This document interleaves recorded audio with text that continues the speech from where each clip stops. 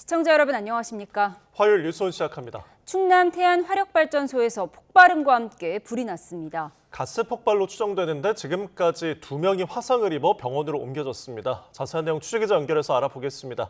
이상곤 기자, 사고 내용 전해주시죠. 네, YTN에 들어온 제보화면부터 보시겠습니다. 화재로 발전도 가동이 멈추면서 기둥에서 불꽃이 치솟고 있는데요. 바로 옆 건물에서는 검은 연기가 쉴 새 없이 피어오르는 것을 확인할 수 있습니다. 오늘 오후 2시 43분쯤 충남 태안화력발전소에서 폭발음과 함께 불이 났다는 신고가 소방에 접수됐습니다. 불이 난 건물은 석탄 가스와 복합발전 설비 플랜트 건물로 1층에서 열 교환기 버너를 교체하는 작업이 진행됐던 것으로 전해졌습니다. 지금까지 다친 사람은 현장 작업자 2명입니다. 2도 화상을 입어 중상자로 분류됐습니다. 소방은 건물 내부 1층에서 가스가 폭발한 것으로 추정된다고 밝혔습니다. 다만 연소 확대가 우려가 없어 대응 단계는 발령하지 않았다고 설명했습니다. 공교롭게도 내일은 김영균 노동자가 태안화력발전소에서 일하다가 숨진 지 7년이 되는 날입니다. 현장 추모제가 예정돼 있었는데요. 태안화력발전소에서는 지난 6월 2차 하천 노동자 김충현 씨가 숨지는 사고도 발생했습니다. 정확한 사고 원인은 파악이 필요하지만 산재 사고가 끊이지 않으면서 안전대책 강화가 필요하다는 지적이 나오고 있습니다. 지금까지 대전 충남 세종 취재본부에서 YTN 이상곤입니다. 네, 검경 합동수사단은 세관 직원들이 마약 밀수 사건에 연루됐고 대통령실이 관련 수사에 외압을 행사했다는 의혹은 사실무근이라며 관련자들을 무혐의 처분했습니다. 서울 동부지방검찰청 합동수사단은 오늘 보도자료를 내고 백혜룡 경정이 제기했던 세관 마약 밀수 연루 의혹에 대한 중간 수사 결과를 발표했습니다. 합사는 우선 지난 2023년 당시 인천공항 실황조사에서 말레이시아 국적의 마약 밀수범이 다른 밀수범에게 허위 진술을 하도록 요구했고 경찰은 이를 믿고 세관 직원의 가담 여부를 수사하기 시작한 것으로 드러났다고 설명했습니다. 종교재단의 정치 개입은 심각한 사안이라고 비판했던 이재명 대통령이 헌법과 법률을 위반했다면 종교단체도 해산시켜야 한다고 거듭 강조했습니다.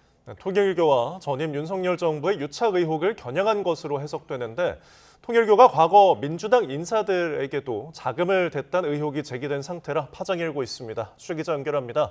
정인용 기자, 관련 내용 자세히 전해주시죠. 네, 이재명 대통령은 오늘 국무회의를 주재하며 국무위원들과 자유롭게 토의를 하는 과정에서 다시 종교단체 문제를 거론했습니다. 종교단체가 정치에 개입하고 불법 자금으로 이상한 짓을 하면 해산하는 방안을 검토하라고 했는데 해봤느냐고 조원철 법제처장에게 물은 겁니다. 이에 조 처장은 민법 38조에 관한 사안이라며 종교단체가 조직적으로 심하게 위법 행위를 지속하면 해산이 가능하다고 답했습니다.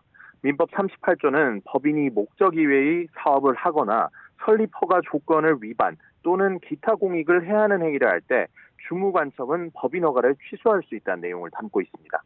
구체적인 종교단체 이름은 밝히지 않은 조 처장은 실태가 해산 대상에 부합하는지 일단 확인이 필요하다는 취지로 덧붙였는데요.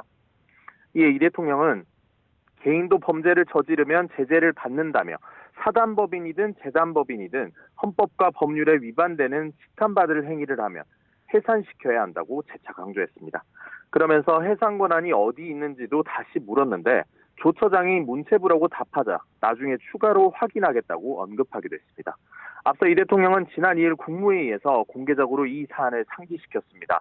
김건희 특검팀 수사로 윤석열 정권과의 유착 의혹이 드러난 통일교를 염두에 둔 거란 해석이 나왔습니다. 그런데 통일교가 과거 민주당 인사들에게도 자금을 댔다는 의혹이 최근 함께 불거진 상태여서 이 대통령 발언이 나온 만큼 적잖은 파장이 예상됩니다. 대통령실 관계자는 YTN에 정교 분리 원칙을 거듭 강조한 거라며 정치적 이해관계와 무관하게 잘못된 건 바로 잡아야 한다는 취지로 보인다고 설명했습니다. 지금까지 용산 대통령실에서 전해드렸습니다. 통일교의 민주당 지원 의혹과 관련한 정황이 관련 재판 등에서도 계속해서 불거지며 논란이 이어지고 있습니다. 네, 어떤 의혹이 제기되고 있는지, 특별검사 수사가 이뤄지지 않는 이유는 무엇인지 취재기자 연결해서 자세하게 들어보겠습니다. 이준엽 기자. 네, 서울 광화문 김건희 특검 사무실입니다. 네, 통일교의 민주당 지원 의혹 잦아들지 않고 있죠. 네, 통일교 한학자 총재 등은 이미 국민의힘 권성동 의원과 김건희 씨에게 금품과 청탁을 건넨 혐의와 함께 국민의힘에 집단 가입해서 전당대회에 개입한 혐의로 재판을 받고 있죠. 그러나 통일교가 국민의힘뿐만 아니라 민주당과도 연결고리를 형성했다는 의혹과 정황이 이어지고 있습니다. 2023년 4월에는 통일교 간부인 이모 천무원 행정정책실장이 민주당 세계 한인민주회의 부의장을 맡은 사실이 드러났고요. 오늘 열린 건진법사 재판에서는 지난 2022년 윤석열 당시 대선 후보와 마이크 펜스 전 미국 부통령의 만남을 앞두고 국민의힘 나경원 의원이 통일교 측과 직접 통화하는 녹취도 공개됐지만요. 같은 자리에서 윤영호 전 통일교 세계본부장이 이재명 대통령의 최측근이었던 정진상 전 당대표실 정무조정실장과의 접촉 사실을 거론하는 또 다른 녹취도 공개됐습니다. 또 윤 전 대통령이 펜스 전 부통령을 만났을 당시 펜스 전 부통령이 김현종 당시 이재명 캠프 국제통상특보 단장과 위성락 실용외교위원장도 만난 사실도 밝혀졌습니다. 네, 이번 의혹은 윤영호 전 세계본부장이 거론하면서 시작이 됐는데요. 윤 전 본부장이 제기한 내용도 정리해 주시죠. 네, 통일교 윤영호 전 세계본부장은 한학자 총재의 최측근이자 재무 업무 등을 총괄하는 핵심 인물입니다. 윤 전 본부장은 국민의힘 청탁 의혹의 당사자이기도 한데 최근 자신의 재판에서 통일교가 국민의힘뿐만 아니라 민주당과도 여러 차례 접촉했었다고 강조했습니다. 지난 2022년 2월 교단이 진행한 한반도 평화서밋 행사와 관련해서 양대 정당 모두와 소통했다는 겁니다. 이어 지난 2017년부터 2021년까지 민주당과 더 가까웠다면서 서밋 행사 전 현 정부 장관급 인사 4명에게 접촉했고 이 중 2명은 한학자 총재와 만났었다고도 말했습니다. 이들의 이름 그리고 지원과 관련한 내용을 특검 수사 때 말했었다는 주장도 덧붙였습니다. 실제로 특검은 수사 과정에서 통일교 측이 20대 대선을 전후해서 국민의힘은 물론 민주당 측에도 후원금을 건넨 정황을 포착한 바 있습니다. 윤 전 본부장의 진술 역시 지난 8월 확보했는데 추측성이긴 하지만 일부 중진 의원의 실명을 거론하면서 금품을 건넸다는 내용으로 전해졌습니다. 다만 윤 전 본부장이 지목한 것으로 알려진 다선 의원은 YTN에 사실무근이라며 재판에서의 자신의 처지 때문에 주워들은 것 등을 끼워 맞춘 것 같다고 반박했습니다. 네, 특검 조사에서도 관련 진술을 확보했다는 건데 수사로는 이어지지 않았죠. 네, 특검은 지난 8월 해당 진술을 받았을 당시에 사건 번호를 부여받아서 사건 기록으로 만들었다고 설명했습니다. 다만 사건을 직접 수사하는 대신 다른 수사기관에 넘길 예정이라고 전했습니다. 인적, 물적, 시간적으로 볼 때 관련 의혹이 특검법상 수사 대상에 해당하지 않는다고 판단했다는 겁니다. 일각에서 선택적 수사라는 비판이 나오는 것과 관련해서는 당시 진술 내용은 특정 정당에만 국한된 것이 아니었다며 사실이 아니라고 반박했습니다. 네, 특검의 수사 대상이 아니라는 이유는 뭔가요? 네, 앞서 특검은 이종호 전 블랙펄 인베스트먼트 대표의 변호사법 위반 혐의 등 특검법에 언급되지 않은 수사에 대해서도 파헤친 전력이 있는데요. 이번 사안에 대해선 수사를 하지 않은 이유에 대해서 특검법상 인지수사를 할 수 있도록 규정한 부분에 관련 범죄 행위라는 단서가 있는 점에 주목해서 설명했습니다. 한학자 통일교 총재의 원정도박 사건은 별도 수사하지 않았듯이 특검법상 내용이 명시된 의혹과 물적, 시간적, 인적 측면에서 관련이 있는지 따져봤다는 겁니다. 김건희, 윤석열, 명태균, 건진법사 등에 대한 수사가 본질이라거나 문제가 된 통일교 간부의 진술은 2022년이 아닌 한참 이전의 일이라고 거론하기도 했습니다. 결국 김건희 씨 의혹을 향하던 과정에서 파생됐을 경우에는 수사 대상이 맞지만 민주당 관련 의혹은 의혹의 주체나 시기 등의 면에서 특검법상 수사 대상과는 무관하다고 판단했다는 취지로 풀이됩니다. 네, 결국 당장 특검 수사는 이루어지지 않을 걸로 보이는데 향후 논란이 불거질 여지는 남아있죠. 네, 의혹을 꺼낸 당사자인 윤 전 본부장은 내일 자신의 청탁 혐의 재판 결심을 앞두고 있습니다. 특검 구형과 최후 변론, 진술 등이 이뤄질 예정인데요. 윤 전 본부장은 이 자리에서 민주당 측에 지원했던 정황 등에 대해 명확히 할 수 있다고 예고해둔 상황입니다. 만일 윤 전 본부장이 금품을 전달했다는 의원들의 실명을 거론하면서 폭로에 나설 경우 논란은 쉽게 잦아들지 않을 전망입니다. 지금까지 서울 광화문 김건희 특검 사무실에서 YTN 이준엽입니다. 네, 이렇게 통일교 금품 수수 의혹이 더불어민주당으로 번지면서 특검의 편파 수사 논란으로 이어지고 있습니다. 이에 대해 민주당은 애초 특검 수사 대상이 아니라고 반박했고 국민의힘은 종교단체 해산 검토를 지시한 이재명 대통령을 겨냥해서 통일교가 해산 대상이라면 민주당도 해산돼야 한다고 맞섰습니다. 국회 취재기자 연결합니다. 황보혜경 기자. 네, 국회입니다. 네, 민주당의 통일교 금품 수수 의혹 관련한 정치권 반응 정리해 주시죠. 네, 통일교 관계자가 문재인 정부 시절 민주당 의원들에게 수천만 원을 줬다는 의혹이 커지고 있습니다. 특검이 관련 진술을 확보하고도 수사하지 않은 사실이 드러나 편파 수사 논란으로 이어졌는데요. 민주당은 수사 대상이 아니라고 판단했던 특검 입장을 두둔하고 나섰습니다. 김현정 원내대변인은 서면 브리핑에서 민중기 특검의 역할은 김건희 씨 비리 의혹을 수사하는 거라고 밝혔습니다. 여야 정치자금 사건이나 통일교 관련 모든 의혹을 다루는 곳이 아니란 겁니다. 또 특검이 통일교 관계자의 진술을 기록으로 남기고 사건 번호도 부여한 건 수사 인계를 위한 절차라고 강조했습니다. 앞으로 철저히 수사하면 될 일이라며 국민의힘이 선택적 수사라고 다그치는 건 자신들의 의혹을 모면하려는 얄팍한 정치 공세라고 비판했습니다. 국민의힘은 특검 수사 대상이 아니란 주장은 손바닥으로 하늘을 가리겠다는 터무니없는 말이라고 일축했습니다. 송원석 원내대표는 통일교 후원금 자체가 특검법상 인지수사 대상인데 왜 국민의힘은 탈탈 털면서 민주당 인지수사는 묵살하느냐고 주장했습니다. 이는 직무유기이자 명백한 직권남용이라며 민중기 특검과 수사관 전원을 고발하겠다고 예고했습니다. 오늘 이재명 대통령이 종교단체 해산을 검토하라고 지시한 것도 문제 삼았습니다.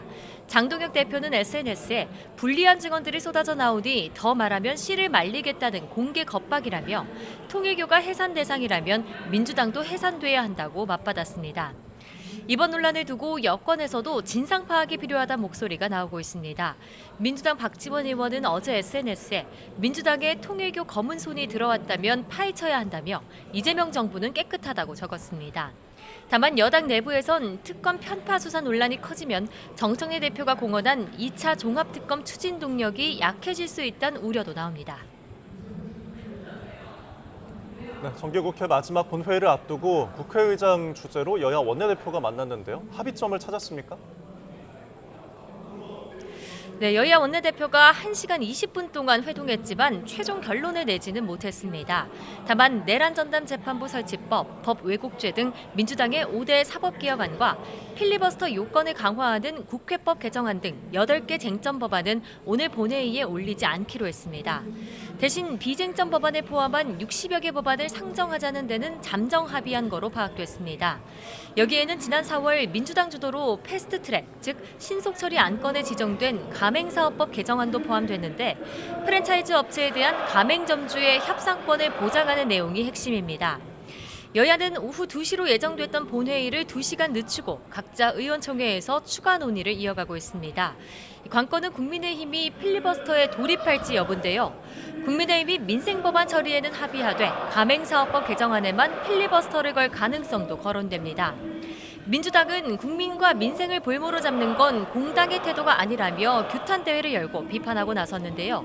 이에 국민의힘은 민주당이 반헌법 8대 악법을 완전히 포기할 때까지 모든 수단을 동원해 저지 투쟁에 나서겠다며 천막 농성도 예고했습니다. 만약 무제한 토론을 시작하더라도 오늘 밤 자정 정기국회 종료와 함께 자동으로 끝나게 됩니다. 지금까지 국회에서 전해드렸습니다. 조국혁신당이 국민의힘에 과일 사과와 함께 내란 사과, 극우 절연, 용기를 기대한다는 메시지를 전했다고 밝혔습니다. 혁신당은 오늘 보도자료에서 조국 대표의 각 정당 예방 과정에서 보여준 환대에 감사의 뜻을 담아 민주당과 국민의힘, 진보당, 기본소득당, 사회민주당의 답례품을 전했다며 이같이 밝혔습니다. 민주당과 진보당 등 다른 정당에는 떡과 함께 이재명 정부 성공을 위한 동지, 정치개혁의 동지 등의 메시지를 담았다고 설명했습니다. 네, 쿠팡의 고객 정보 유출 사태에 대해 경찰이 오늘 오전부터 쿠팡 본사에 대한 압수수색을 진행하고 있습니다. 경찰은 정보 유출자와 관련한 구체적인 자료 확보에 나선 것으로 파악됐습니다. 현장에 취재기자 나가 있습니다. 최승훈 기자. 네, 서울 송파구 쿠팡 본사 앞에 나와 있습니다. 네, 지금도 경찰이 본사를 압수수색 중인가요? 네, 그렇습니다. 서울경찰청 사이버수사과는 오늘 오전 11시부터 쿠팡 본사에 대해 압수수색을 진행하고 있습니다. 쿠팡 고객 3,370만 명의 개인정보가 유출된 경위를 규명하기 위해 본격적인 강제수사에 나선 겁니다. 전담 수사팀장인 사이버수사과장을 포함해 수사관 17명이 투입됐는데 쿠팡 시스템 규모가 방대한 만큼 압수수색에 오랜 시간이 걸릴 것으로 보입니다. 경찰은 이번 강제수사와 관련해 유출 사건을 정확히 파악하기 위한 필수적 조치라고 밝혔습니다. 디지털 증거 등 자료를 확보해 유출 경로와 원인 등 종합적으로 사건의 전반적인 사실관계를 따져보겠다는 방침입니다. 특히 경찰은 정보 유출자와 관련한 구체적인 자료 확보에 집중하고 있는 것으로 파악됐습니다. 네, 경찰은 쿠팡 정보 유출 사건 수사하기 위해서 전담 수사팀을 꾸린 상황이죠. 네, 그렇습니다. 경찰은 지난달 25일 쿠팡 측 고소장을 접수한 뒤 20여 명 규모의 전담 수사팀을 꾸리고 본격적인 수사에 착수했습니다. 쿠팡 측이 밝힌 유출 정보는 고객 이름과 전화번호, 배송 주소와 이메일, 주문 정보입니다. 정보를 무단으로 빼돌린 용의자는 지난해 12월 이미 퇴사한 중국 국적의 인증체계 개발자 A씨인 것으로 파악됐습니다. 이에 따라 경찰은 범행에 쓰인 IP를 확인해 A씨를 쫓으면서 로그 기록 이미 제출받아 정보 탈취 과정도 조사하고 있습니다. 또 협박 메일을 받았다는 고객 민원을 접수한 지난달 16일까지 쿠팡이 정보 유출 사실을 인지하지 못한 정황이 나온 만큼 보안 체계의 허점과 은폐 시도 여부도 들여다볼 예정입니다. 지금까지 쿠팡 본사 앞에서 YTN 최승훈입니다.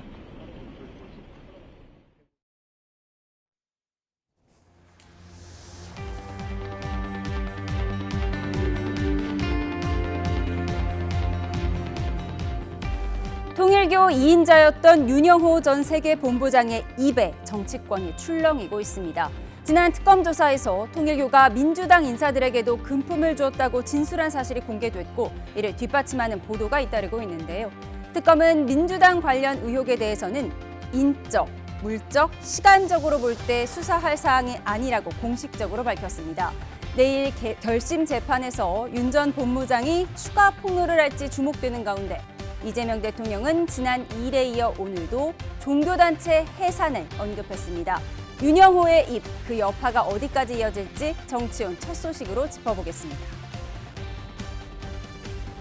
종교재단 자체가 조직적, 체계적으로 정치 개입한 사례들이 있는데 이게 일본에서는 종교재단 해산 명령을 했다고 하는 것 같더라고요.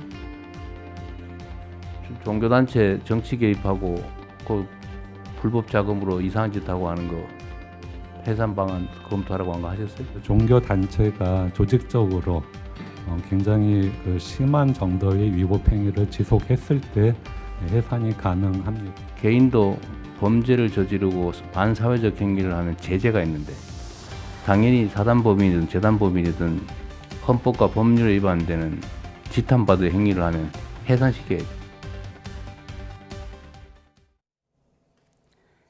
홍익표 전 민주당 원내대표, 김성태 전 국민의힘 원내대표와 함께합니다. 어서 오세요. 반갑습니다. 네, 이재명 대통령이 지난 2일 국무회의에 이어 오늘도 종교 해산 이야기를 꺼냈습니다. 특정 종교를 말하진 않았지만 통일교를 염두에 두었다 추정이 가능한데 어떤 배경으로 보십니까? 네, 잘 아시는 것처럼 지금 통일교가 계속적인 문제가 있지 않습니까? 그 대선에 직접적으로 개입했고, 그다음에 당원을 그러니까 실제 자기들의 종교인들을 당원으로 가입시켜서 당내 선거 결과에 일정하게 영향을 미치고, 그리고 지금 정치 자금을 주요 정치인들한테 지금 하면서 여러 가지 사실 위법 행위가 지금 반복적으로 이루어지고 있는 것입니다. 대통령께서 지금 정당 그 종교단체 해산 가능성을 이제 법제처장한테 확인을 한 건데 법제처장 답변은 크게 이 두 가지로 이루어진 것 같습니다. 지금 현재 근거는 두 가지로 볼 수 있는데요. 하나는 헌법에서 정교 분리, 그러니까 정치와 종교가 분리돼야 된다는 이 원칙 위배가 하나 있고, 두 번째는 민법 38조에 그 법인 설립에 대한 허가 취소 규정이 있어요. 그러니까 목적 그 외 사업, 원래 이제 허가를 받을 때 목적 사업이 있는데 그거 외 이외의 사업을 했을 경우, 그다음에 두 번째가 설립 허가 조건을 위반했을 때, 그다음에 마지막 그 세 번째는 기타 공익에 위해되는 행위를 했을 때, 이렇게 예. 세 가지 경우가 있습니다. 이 경우에 이제 아마 법제처장 보고는 민법 38조를 얘기한 것 같습니다. 주무관청이 그러니까 설립 허가를 내준 주무관청이 해산을 할 수 있는데, 이 경우에 주무관청은 이제 문화체육관광부가 될 것 같습니다. 예. 종교단체이기 때문에요. 제가 보건대는 아마 세 번째 그 공익을 저해하는 행위, 즉 반복적으로 정당의 그 업무를 방해하거나 정치자금 위반 행위를 했기 때문에 이건 정당 해산이 가능하지 않느냐. 최근에 일본 같은 경우도 두 가지 사례였죠. 아베 그 전 총리의 그 테러 과정에서 통일교, 물론 그건 통일교 신자 예. 개인 행동이었지만 그 이후에 통일교가 광범위하게 여야 정치권을 가리지 않고 일본 정치권에다가 금품을 살포했던 문제를 잡아서 사실상의 정당 해산 조치를 했기 때문에 그에 준하는 조치를 한국에서도 검토해 볼 수 있지 않느냐라고 얘기하신 것 같습니다. 예, 종교단체를 해산할 수도 있다는 대통령의 발언을 이야기 나누고 있었는데, 한동훈 전 국민의힘 대표는 이 대통령 발언을 두고 통일교의 민주당 관련 의혹을 불면 죽이겠다는 공개 협박이다, 마피아 영냐 찍냐, 이런 입장을 밝혔습니다. 아무래도 통일교가 국민의힘뿐만 아니라 민주당에도 금품을 줬다는 의혹이 제기됐고, 또 내일 재판에서 관련 의혹이 더 불거질 수 있는 상황에서 대통령 발언이 나왔어요. 어떻게 보십니까? 그러니까 대통령께서 대한민국의 지금 뭐 민생, 경제, 뭐 외교, 안보 모든 분야에서 지금 시급하고 하급한 그런 해난들이 너무나 많은데도 불구하고 어제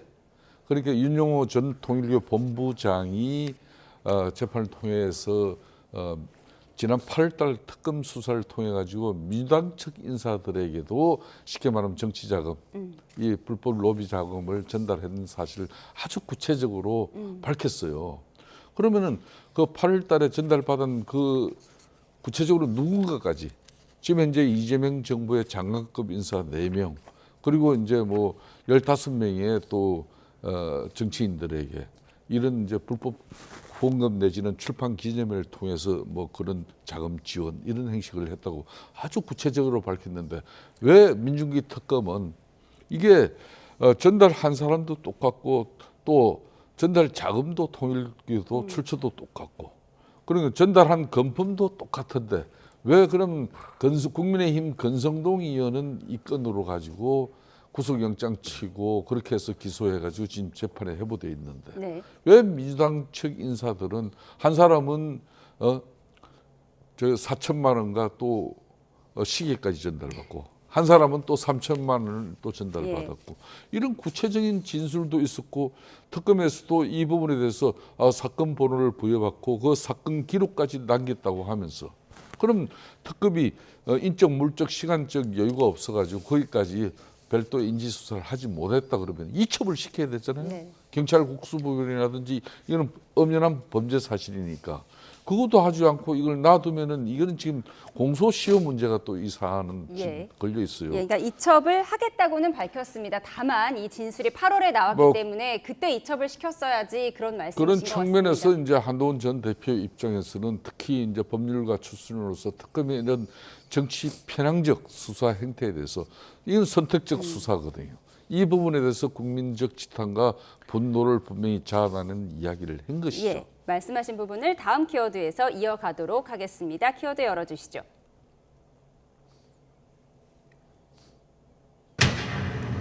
검은손, 야당은 선택적 수사라며 민중기 특검을 공수처에 고발하겠다고 했고 민주당은 파장을 예의주시하는 분위기입니다. 박 전 민주당 의원은 이재명 정부는 깨끗하다며 민주당에도 통일교에 검은손이 들어왔다면 파헤쳐야 한다고 글을 올렸습니다. 들어보시죠. 이번이 특검에서는 사건 번호는 부여를 해놨지만은 특검이 수사할 그런 법적 근거가 없어요. 예. 그렇기 때문에 다른 수사기관에 이첩을 한다 하는 보도를 보았는데요. 예.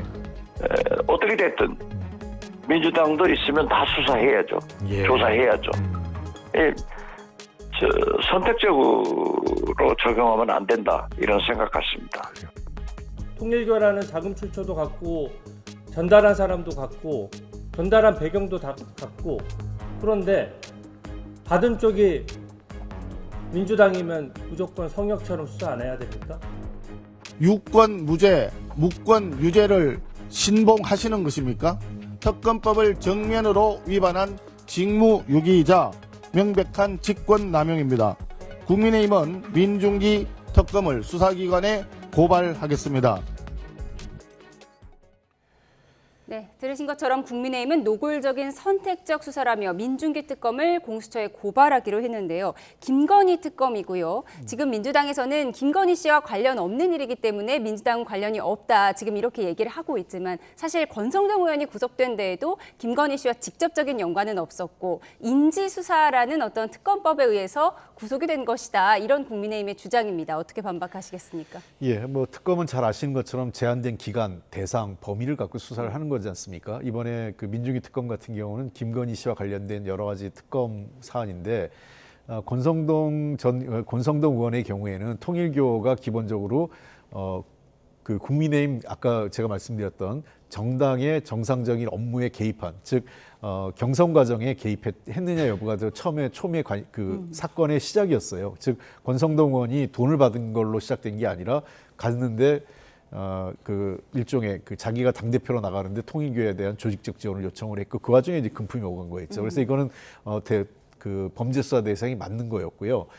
민중기 특검에서 판단은 민주당 의원들에 관련된 것은 김건희 여사가 전혀 관련이 없기 때문에 자기들로서는 대상이 아니었다 이렇게 얘기하는데 아쉬운 점이 있다면 이미 사건부에도 부여받았고 아마 특검이 최종적으로 끝나는 시점에선 사건을 이첩하려고 했던 건 같아요. 예. 그렇지 않으면 사건 분리 자체도 안 했겠죠. 사건 분리했다는 건 이첩에 대한 의지는 있었던 것 같은데 좀 더 신속하게 그 당시에 이첩을 해서 이루어졌다면 이런 그 불공정성 시민 논란이 안 되지 않았을까 싶습니다. 그런 측면에서 저는 박지원 의원께서 좋은 얘기를 하셨는데 어쨌든 정치권의 잘못된 어떤 관행이나 또는 그 특정 종교의 유착행위가 있었다면 이거는 여야를 가리지 않고 사실관계를 파악을 해야죠. 저는 뭐 아직까지는 확인된 없기 때문에 민주당 관계자들이 뭐 받았는지 안 받았는지를 좀 확인할 수는 없습니다. 다만 이런 문제가 불거졌을 때에는 깔끔하게 털 건 털고 정리할 건 정리하는 게 당의 미래를 위해서도 좋고 이재명 정부를 위해서도 좋다고 생각을 합니다. 예, 내일 윤영호 본부장의 결심 공판이 있어요. 추가 폭로를 예고하기도 했는데 어떤 얘기가 나올 걸로 보십니까? 그러니까 어제 이제 이재명 대통령이 국무회의를 주재하면서 갑자기 뜬금없이 이 종교단체 해산 문제를 들고 나왔단 말입니다. 그러니까 이 종교단체 해산 문제를 갖다가 윤영호 전 본부장의 그런 폭로가 없었다면은 뭐 이걸 이재명 대통령이 정치적 소신으로서 이제 이런 종교 단체가 정치권과 이렇게 유착되지는 결탁해가지고 이권을 챙겨나가고 또 이제 신앙 종교 단체에 또 그런 세제적인 혜택도 있잖아요. 그런 혜택을 보면서 부를 축적하는 그런 잘못된 인식을 바로잡겠다는 그런 차원에서 시작됐다면은 이건 국민들도 많이 납득할 건데. 이게 지난 8월달 수사를 통해 가지고 국민의힘은 당사 압수수색까지 나가면서 이 김건희 여사하고 통일교하고의 이 작은 관계는 특검이 지금까지 아무런 실체적 사실을 밝혀낸 것도 없어요. 그렇게 해서 이제 다만 윤영호 본부장의 진술에 의해서 국민의힘 원내대표까지 한 사람 권성동 의원은 윤핵관이라는 이유 때문에 수사가 이루어진 것이고 또 당사 압수수색이 이루어지고 본인 의원회관의 사무실뿐만 아니라 강릉 지역 사무실까지 다 틀렸어요. 그래서 영장처가 구속됐잖아요. 그럼 민주당 인사들도 그럴 때 똑같이 적용해버렸으면 지금 아무런 문제가 없는 거예요. 그러면 이재명 대통령 집권 세력의 그냥 친정집 민주당 의원들이라고 해서 또 그분들이 지금 뭐 장관급이라는데 누군지 모르겠지만은 네, 그러니까 내일 실명이 나올 수도 나올 수도 있죠. 예. 틀림없이 저는 나온다고 봅니다. 그렇기 때문에 이재명 대통령이 어제 국무회에서 해산이 가능하냐, 정부의 재산이 기속되냐, 그리고 해산 권한은 주무관청에 있는 것이냐 이런 줄줄이 이야기하면서 쉽게 말하면 정당 해산 토론회를 갖다 국무회의를 통해서 해버렸단 말입니다. 법제처장이 답변도 제대로 못했는데 저는 저 부분은 앞으로 이제 통일교든 어느 종교 단체든 지금 이제 이재명 정부라든지 또 친정 민주당 정치 세력들에게 좋지 않은 이야기를 하면은 그냥 두지 않겠다는 그런 엄포로 비춰질 수도 있죠. 예. 그런 측면에서 한동훈 전 대표는 입틀막이라는 이야기를 하고 있는 겁니다. 한 언론 보도에 의하면 통일교가 작성한 VIP 선물 리스트도 있다 이런 얘기도 나왔는데요. 내일 윤 씨가 여권 인사들의 실명을 거론할지 지켜보도록 하겠습니다. 저희는 다음 키워드로 가겠습니다. 부럽긴 해. 정원호 구청장에 대한 이재명 대통령의 폭풍 칭찬에 여권의 다른 서울시장 후보들 안 부럽다면 거짓말이겠죠. 네, 저의 성남시정 만족도도 꽤 높았지만 성동구청장에겐 명함도 못 내밀 것이라는 대통령 글에 정원호 구청장은 일 잘하는 원조 일잘러 칭찬에 감개무량하다고 화답했습니다.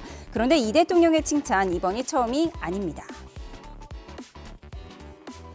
나도 한때 뭐 성남시장 할 때 잘했다는 소리 듣긴 했는데 서울시장 출마하십니까? 아직도 결정 못 하셨어요? 뭐 이제 거의 예. 아직 결정은 안 됐지만 마음을 굳혀가고 있는 중이에요? 네, 그렇습니다. 이제 후에 예산안이 통과되고 나면 이게 언제입니까? 예, 중순입니다. 잠재적 경쟁자에 대한 대통령의 칭찬, 여권의 서울시장 후보군의 솔직한 심정은 어떨까요? 뭐 인간적으로 부럽긴 하지만 우리 그 대통령께서 이제 특정인에게만 모든 그 특히 공직 후보로 거론되는 사람들에게 힘을 실어줄 분은 아니거든요. 밤에 대통령령하고 짧게 좀 관련돼서 얘기를 나눴어요. 예, 확대 해석할 필요는 없을 것 같아요. 네, 서울시장 5선에 도전하는 오세훈 시장은 의외로 긍정적 반응을 보였습니다. 오로지 공격을 연구해 비판만 하는 민주당 후보들의 실격을 보면서 그런 한계를 느낀 정원호 성동구청장의 경우에는 이런 직견의 측면에서 조금은 다른 주자들과 체결되는 그런 입장을 보이고 있다. 네, 이재명 대통령의 픽, 이른바 명심이 정원호 구청장에 있는 것 아니냐 이런 해석도 나오는데 서울시장 후보군인 홍익표 의원님 섭섭하십니까? 아니 섭섭한 거 없습니다. 뭐, 정말 없으십니까? 예, 저는 지금까지 한 번도 누구 힘을 얻고 정치해 본 적이 없어요. 그래서 뭐 누가 칭찬을 하고 누구한테 칭찬을 받고 이런 거 기본적으로 해본 적도 없는데, 그리고 저는 뭐 정원호 구청장 제가 누구보다 잘 알기 때문에 네. 일 잘해요. 칭찬받을 만했고 그렇기 때문에 그거에 대해서 뭐 왈가불가 그렇게 얘기할 필요는 없다 이렇게 생각을 합니다. 그리고 대통령께서 아마 정치인이 아니고 행정가이기 때문에 저런 게 가능했을 것 같아요. 만약에 다른 특정 의원을 갖다 놓고 저런 얘기를 했다면 훨씬 더 정책 파장이 컸겠죠. 그런 측면에서 지금 행정부의 수장으로서 그 자치단체장 한 명에게 그 건네는 그냥 덕담 정도다 이렇게 보입니다. 물론 뭐 이게 일정한 영향을 줄 수밖에 없는 건 사실인데 뭐 그렇다 하더라도 뭐 저는 뭐 영향력은 매우 제한적이다 이렇게 보기 때문에 저는 뭐 그 대통령께서 저 정도도 할 수 있어야 되지 않냐 생각을 해요. 저것도 못하면 대통령이 어떻게 하겠어요? 그냥 그 개인적 SNS 통해서 일 잘하네 이렇게 칭찬하신 거고, 아마 그 정원호 구청장 아니라도 다른 모든 지자체장들한테 경우에 따라서는 여야를 넘어서라도 칭찬할 사람한테 칭찬해 주는 게 필요하다고 생각합니다. 예, 대통령이 경쟁자를 칭찬했지만 섭섭하지는 않다라고 홍 의원님께서 그 섭섭한 말씀을 이야기를 하셨어요. 제가 대신 해드릴게요. 예?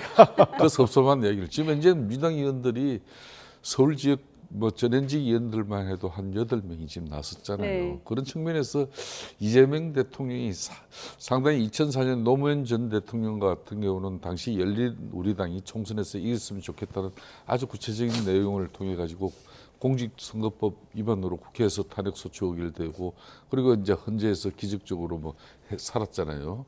근데 꼭 제가 그걸 비교하는 건 아니지만 불과 이제 내년 6.3 지방선거가 6개월밖에 남지 않은 시점이에요. 그렇기 때문에 모든 후보들이 얼마나 예민합니까?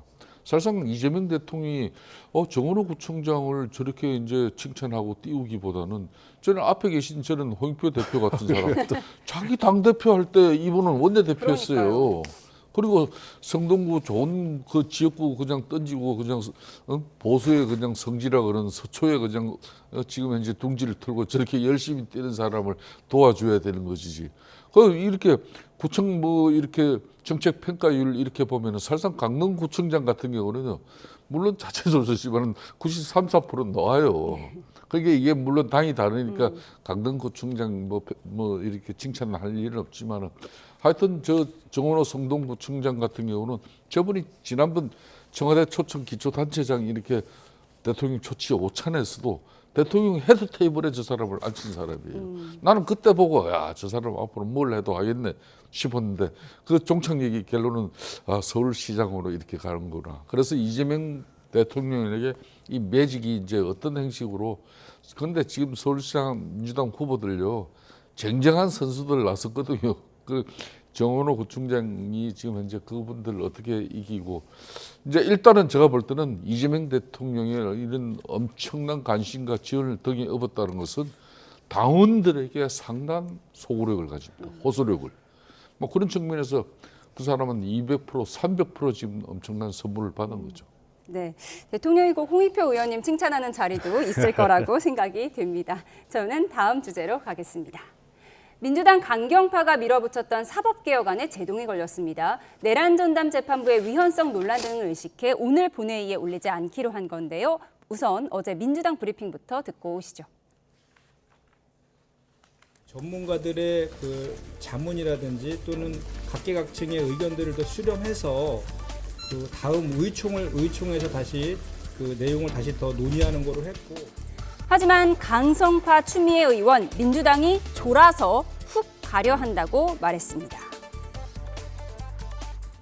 이 법은 문제 있는 법이야라고 막 소란을 만드는데 그래서 그 민주당도 좀 이렇게 너무 이제 쫄아서 이렇게 훅 가려고 하는. 자, 물을 한 사발을 지금 급해요. 마셔야 되는데 찰 것 같아. 그래서 여기 나뭇잎을 하나 띄워서 천천히 마시게끔 했는데 괜히 법사위원장 하고 있는 게 아니에요. 이 육전이 나뭇잎을 띄울 그 타이밍에 딱 띄웠단 말이에요. 경기도지사 출마를 위해 법사위원장 사임 의사를 밝혔는데 국민의힘은 추 위원장 비판과 함께 내란 전담 재판부 법안도 철회하라고 촉구했습니다. 그동안 추 위원장이 남긴 것은 법사위를 불법사위로 전락시킨 폐해뿐이었습니다. 법사위를 법치 파괴의 무대로 만든 인물이 1,400만 경기도민의 도정을 맡겠다고 나서는 것 자체가 경기도민을 우롱하는 처사라는. 오늘은 내란 전담재판부, 내일은 언론 전담재판부, 모레는 선거 전담재판부까지 만들겠다는 것입니까? 위헌 소지는 없어야 되는 거지 최소화할 것이 아닙니다. 네, 민주당이 내란 재판부 설치를 두고 속도전 대신에 숨고르기를 택하게 됐는데 이에 대해서 강성파인 추미애 의원이 위헌 소지도 없고 위헌 시비만 있는 건데 민주당이 쫄고 있다 이렇게 강행 의지를 밝혔습니다. 어떻게 들으셨어요? 당내 이견이 좀 있는 것 같아요. 어제 의총에서 상당히 격론이 있었고 결론을 못 내렸단 말입니다. 근데 저는 우선은 과정 관리가 좀 정상적이지 않았다고 생각을 해요. 그러니까 왜냐하면 이게 지금 법사위에서 법안이 이미 통과가 됐고, 그다음에 그 사법전담재판부가 그 내란 전담재판부 얘기는 어제 오늘 얘기가 아니었어요. 꽤 오래전부터 나왔던 얘기라면 이제 와서 의견 수렴하고 전문가 의견을 듣겠다고 하는 것은 앞뒤가 안 맞는다는 거예요. 사전에 이미 법안이 법사위에서 통과되기 전에 당 차원이든 그 원내대표 차원이든 의견 수렴이나 전문가 의견 하는 공청회 등등을 먼저 해놓고 위법이 여지나 불법 위헌성 여부에 대한 판단을 먼저 한 다음에 법사위에서 그러니까 법안을 상정하고 법사위에서 통과시키고 이런 과정이 해야 되는데 이미 법안이 상정되고 법사위 통과된 이후에 논란이 되니까 이제 와서 의견을 듣겠다고 하는 거는 제가 보기엔 과정이 정상적으로 이루어지지 않은 거다. 이 부분에 대해서는 법사위도 책임이 있고 이걸 총괄 관리하는 당 지도부도 이건 좀 문제가 있다고 봅니다. 이런 식으로 하는 거는요. 예, 속도를 빨리 가자는 쪽도 천천히 가자는 쪽도 매끄럽지 못했다. 그렇습니다. 과정 관리가 잘 안 된 거죠. 그러니까 상식적으로 봤을 때는 의견 듣고 법안을 만들었어야 되는데 이제 와서 위헌 시비가 붙으니까 의견을 듣겠다고 하는 것은 앞뒤가 안 맞는 거죠. 순서가 바뀐 거죠. 그런 측면에서 이번 기회에 어쨌든 숨고르기를 했다면 확실하게 그 위헌 여부에 대한 최소한의 당내 어떤 의구심이나 또는 전문가들의 의견을 충분히 수렴해서 그런 것들을 해소하는 정도는 완벽하게 한 이후에 법안을 수정하든 통과시키든 해야 된다고 생각을 합니다. 예, 지적하신 것처럼 어떤 사법개혁 추진하는 방향이 좀 매끄럽지 못한 것이었는데 지금 추미애 위원장이 이렇게 얘기를 했습니다. 민주당이 쫄아서 이 법안 추진 제대로 하지 못한 것이다. 이렇게 김어준 씨 유튜브에 나와서 말하고 또 경기도지사 출마하겠다면서 위원장직은 사임하겠다고 밝혔거든요. 예. 어떻게 보십니까? 그러니까 지금까지 추미애 법사위원장 같은 경우는 집권당의 그러니까 이제 다선 의원으로서 이렇게 국회의장까지도 사실상 경합에서 비록 떨어졌지만은 국회의장 후보였지 않습니까? 그런 만큼 중차대한 그런 위치에 있는 사람이 법사위원장을 맡고 난 이후에 그 형태는 과연 민주당이 집권당인지 국민들은 다 고개를 갖다 휘저었어요. 그 이제 가시기 전에 저 교섭단체 그러니까 간사 나경원 의원이라도 선임해주고 가시는 게 저는 좋을 것 같고. 지금 어제 이제 민주당 이제 의원총회에서 결국은 이제 내란 전담 재판부 법외국제 이런 것들이 의원총회에서 결국은 발목이 잡힌 거 아니겠습니까? 그러니까 추미애 법사위원장, 전현희 의원 이런 법사위원들이 나서서 나름 내란 전담 재판부 설치 법안을 갖다가 이제 오늘 처리해야 된다고 강력하게 호소를 했지만은 20명이 넘는 민주당 의원들이 지금 그런 방식으로 가면 안 되는 거다. 위헌십이 걸린다. 이런 많은 문제점을 제시한 이유가 뭡니까?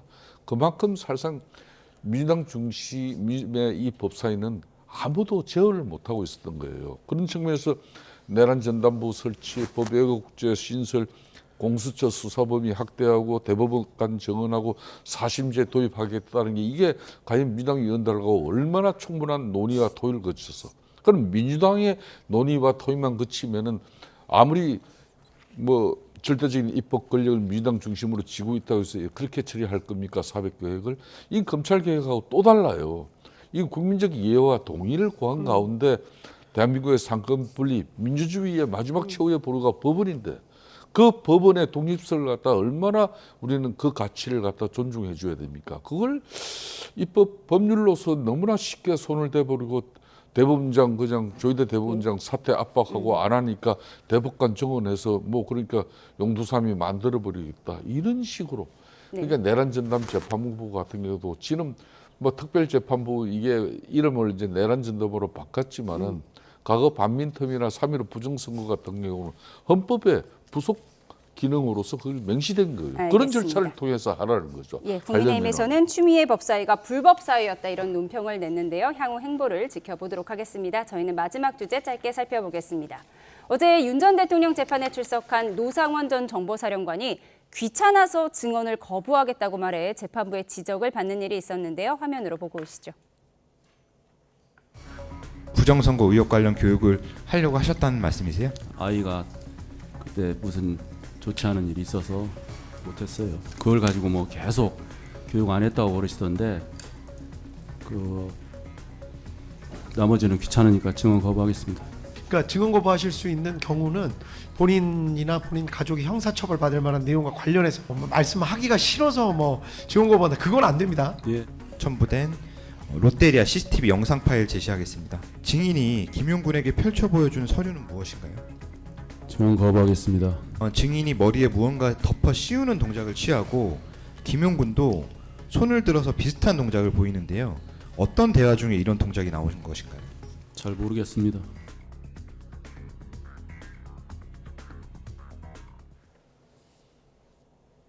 네, 잠시 국회 본회의장으로 가보겠습니다. 오후 4시에 개의했는데 지금 개정안이 상정이 됐고요. 필리버스터가 시작된 것 같습니다. 화면 함께 보시겠습니다. 사법 파괴 5대 악법 그리고 입틀막 3대 악법을 철회해 주십시오. 자, 그리고 대장동 항소 포기에 대한 국정조사를 실시해 주십시오. 나경원 의원의 필리버스터가 시작이 됐습니다. 정기국회 마지막 본회의 조금 전 오후 4시에 개의를 했고요. 지금 국회에서 진행이 되고 있습니다. 조금 전 가맹사업법 개정안이 상정됐고 국민의힘의 필리버스터가 시작이 됐는데요. 조금 전 들으신 것처럼 대장동 항소 포기 등에 대해서 나경원 의원이 발언하는 것을 볼 수 있습니다. 나경원 의원이 첫 주자로 나섰지만 오늘 자정에 이 필리버스터는 자동 종료됩니다. 민주당 주도로 상임위를 통과한 여야 여야 간에 합의되지 않은 쟁점 법안들이 통과된 것에 대해서 지금 나경원 의원이 필리버스터로 저지하고 있는 모습입니다. 말씀드린 것처럼 회기가 끝나는 오늘 자정에 자동 종료됩니다. 국회 모습 보고 오셨고요. 자세한 내용 들어온 대로 추가로 전해드리겠습니다.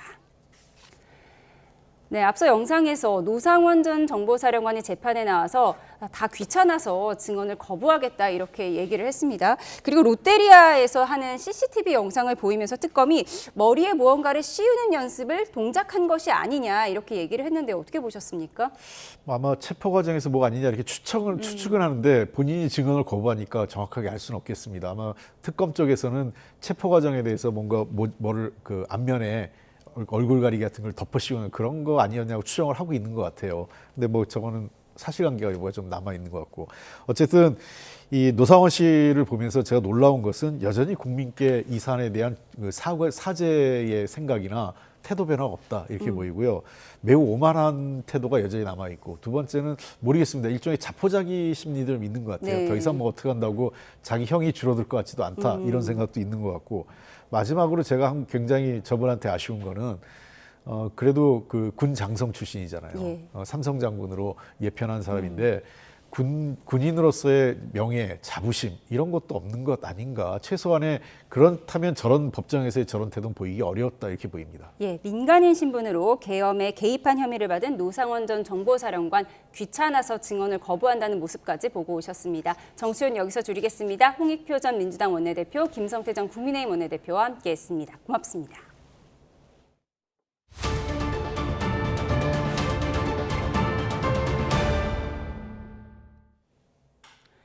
충남 태안 화력발전소에서 폭발음과 함께 불이 났습니다. 가스 폭발로 추정되는데 지금까지 2명이 화상을 입어 병원으로 옮겨졌습니다. 자세히 알아보겠습니다.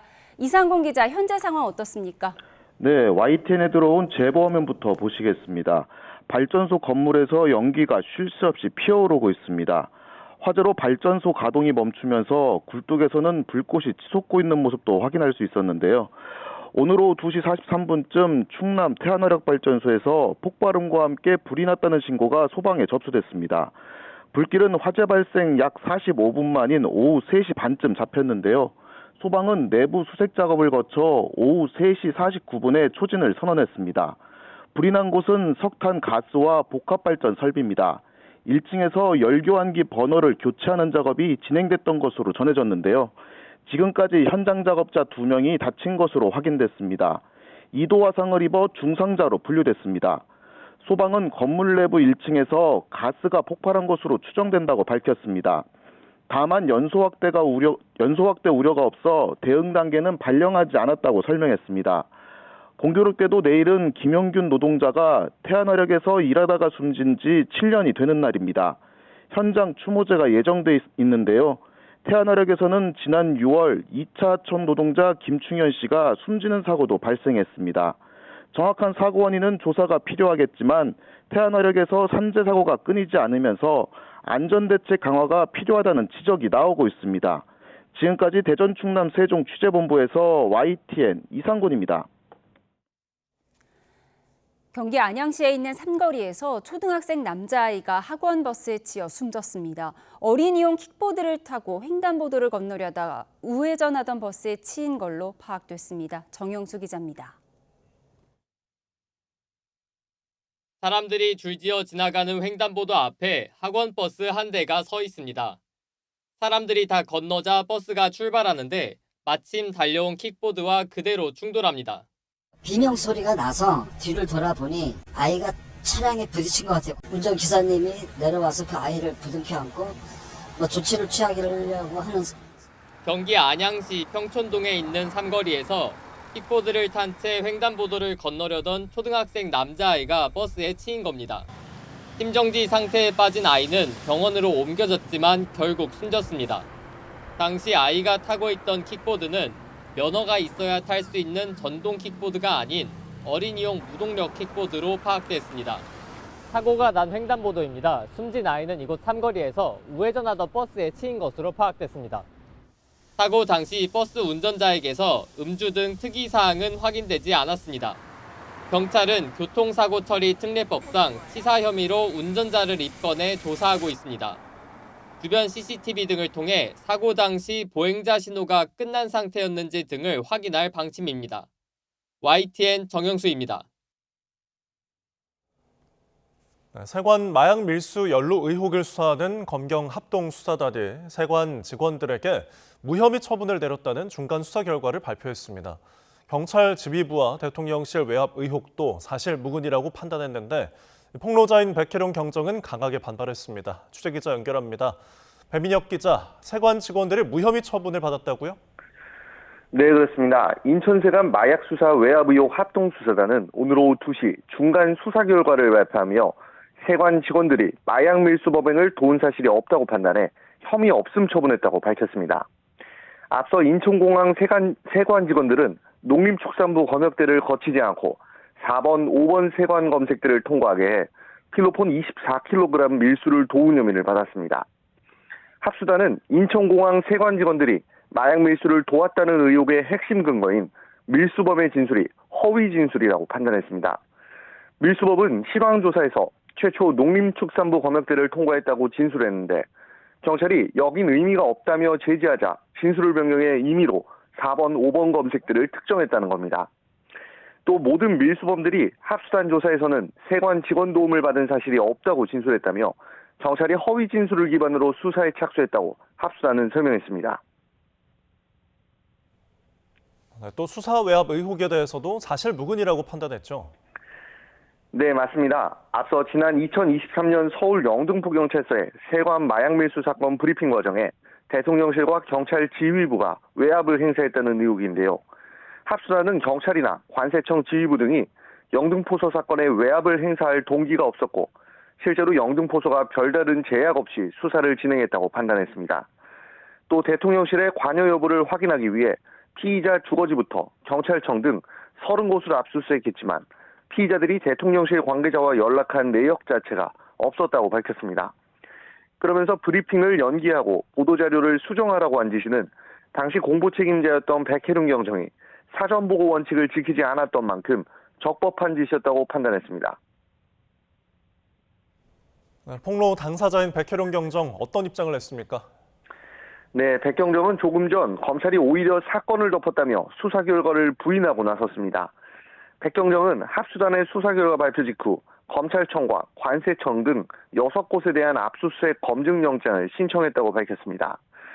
백 경정은 말레이시아 마약 조직원들이 국내로 마약을 반입한 정황이 여럿 확인됐다며 세관이 밀수에 가담한 정황도 차고 넘친다고 강조했습니다. 검찰이 세관의 가담 사실을 인지하고는 사건을 덮었고 오히려 밀수를 방조한 정황도 있다며 합수단의 수사 결과를 정면 부인했습니다. 지금까지 사회부에서 YTN 배민혁입니다.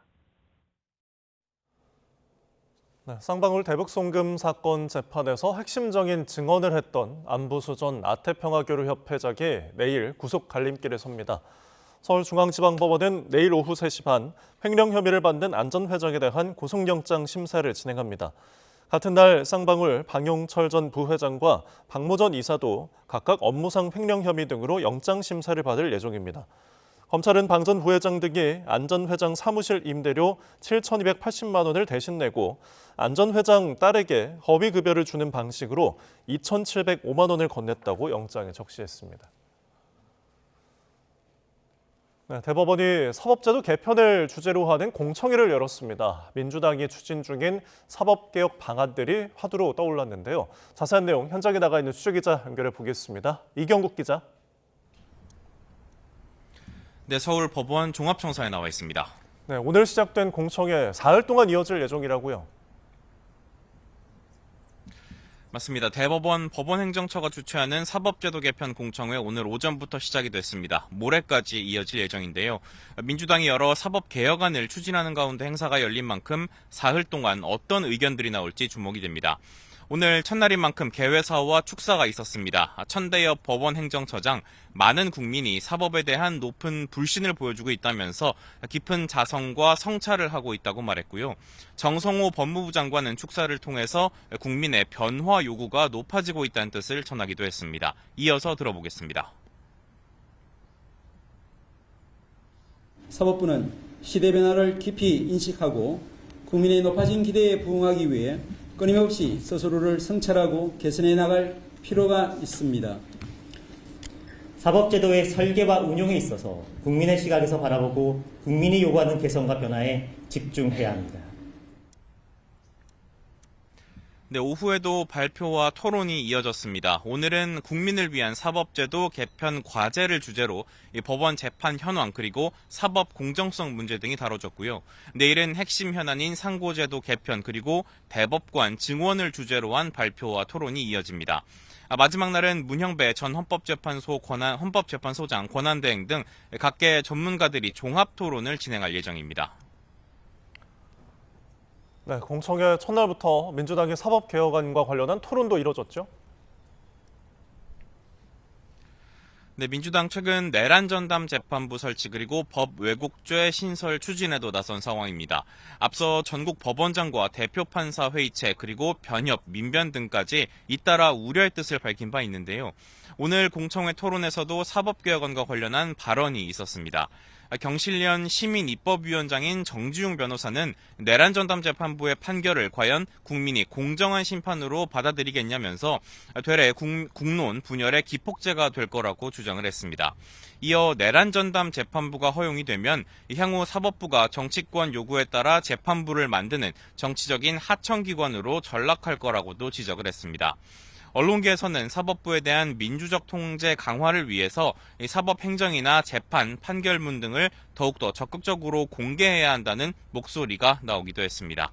지금까지 서울 법원청사에서 전해드렸습니다.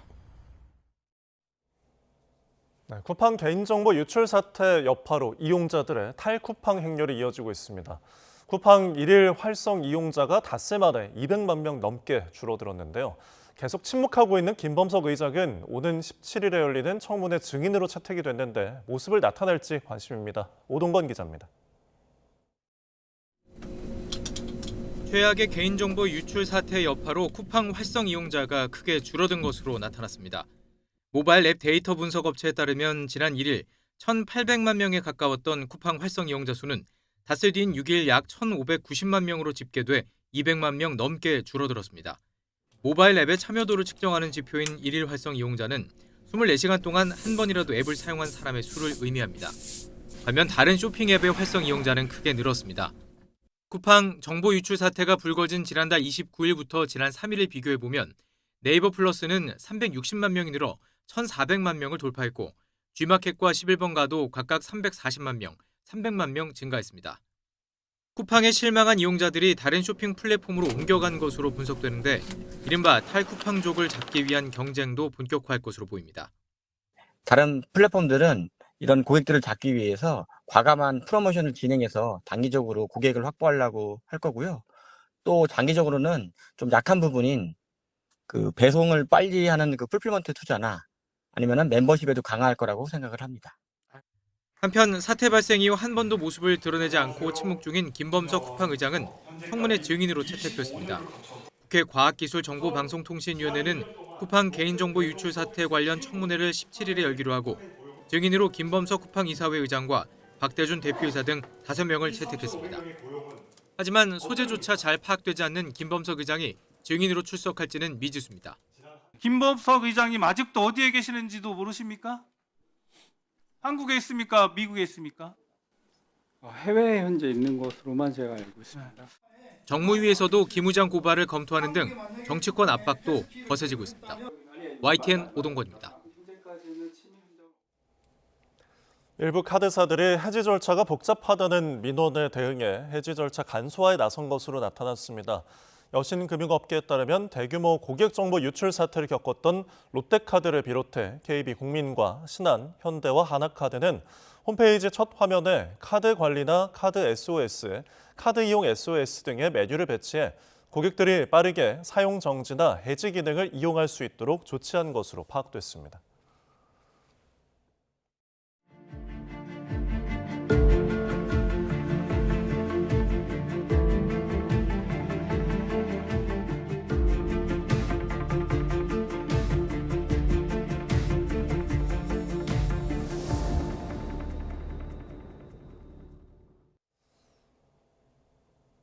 조직폭력배 사업에 연루됐다는 의혹이 제기된 방송인 조세호 씨가 결국 고정 출연하던 예능 프로그램들에서 자진 하차를 결정했습니다. 모든 의심을 불식하고 돌아오겠다며 강경한 법적 대응을 예고했는데 의혹 제기자는 추가 폭로를 멈추겠다는 달라진 입장을 냈습니다. 송재인 기자입니다. 조세호 씨 본인의 첫 입장은 고정 프로그램 하차 소식과 함께 나왔습니다. TVN 유키즈 온 더 블럭도 KBS 1박 2일도 프로그램들의 성격을 고려해 자진 하차를 결정했다며 제작진과 동료들은 물론 시청자들에게도 고개를 숙였습니다. 그동안 해당 프로그램 하차 청원이 올라오기도 했던 만큼 특히 시청자들이 웃음 대신 불편함과 실망을 느끼게 해 죄송하다고 거듭 사과했습니다. 다만 하차의 계기가 된 조직폭력배 사업 연루 의혹은 강하게 부인했습니다. 지방 행사를 돌며 다양한 사람을 만났고 어렸던 마음에 모든 인연에 성숙하게 대처하지 못한 건 깊이 반성하고 있지만 제기된 의혹들은 전혀 사실이 아니라고 강조했습니다. 그러면서 필요한 절차를 통해 바로잡을 거라고 예고했는데 소속사 역시 더 강경한 법적 대응 방침을 밝히며 모든 의심을 불식하고 건강한 모습으로 돌아올 것을 약속한다는 말까지 입장문에 담았습니다. 이에 의혹 제기자 A씨는 SNS에 추가 폭로를 멈추겠다는 뜻을 알렸습니다. 앞서 조 씨가 도박 자금을 세탁하는 조직폭력배의 사업을 홍보해주고 고가의 선물을 받았다는 의혹에 대해 소속사가 사실 묵은 입장을 냈지만 이후 불과 하루 전까지도 여러 SNS를 통해 의혹 제기를 이어오던 A씨가 조 씨의 결단에 존중과 박수를 보낸다며 태도를 바꾼 겁니다.